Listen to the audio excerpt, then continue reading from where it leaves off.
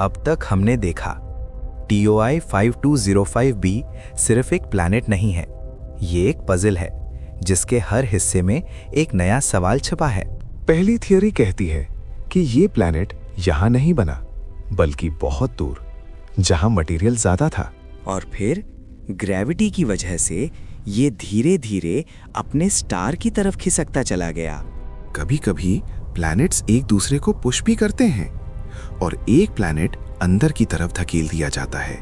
लेकिन अगर ये सच है तो इसका कॉम्पोजिशन अलग क्यों है?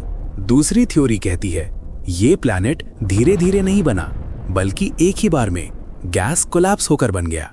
जैसे एक क्लाउड अचानक कोलैप्स हो जाए और एक जायंट प्लैनेट बन जाए। लेकिन इसके लिए भी चाहिए होता है एक बड़ा डिस्क, जो यहाँ शायद था ही नहीं।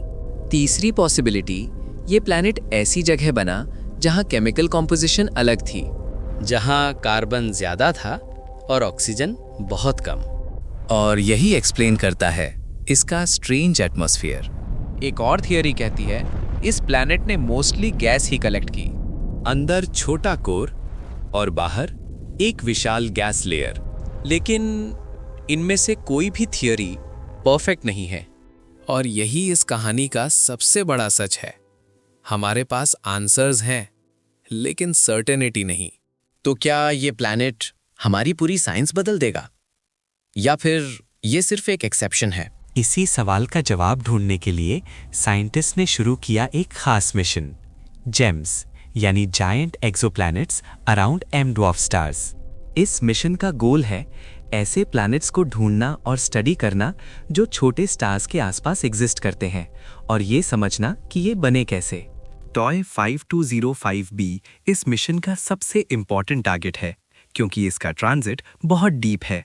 मतलब जब ये अपने स्टार के सामने से गुजरता है तो उसकी लाइट काफी ब्लॉक हो जाती है, और इससे साइंटिस्ट्स को इसके एटमॉस्फेयर का डेटा बहुत क्लियरली मिलता है। लेकिन ये सिर्फ शुरुआत है।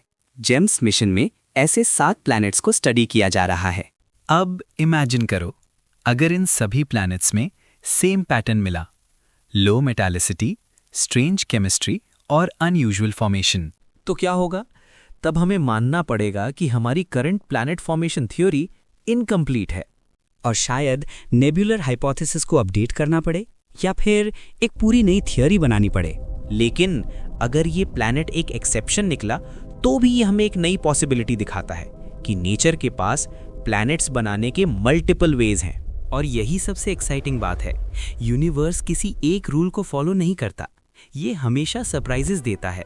सोचो, हम एक छोटे से प्लैनेट पर बैठे हैं और हम कोशिश कर रहे हैं समझने की पूरे ब्रह्मांड को।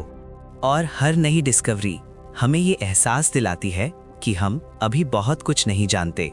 शायद कहीं और भी ऐसे प्लैनेट्स होंगे जो हमारी सोच से बिल्कुल अलग हैं, और शायद एक दिन हम ये समझ पाएंगे कि ब्रह्मांड कैसे काम करता है। लेकिन तब तक हर मिस्ट्री, हर डिस्कवरी हमें और गहराई में ले जाती रहेगी।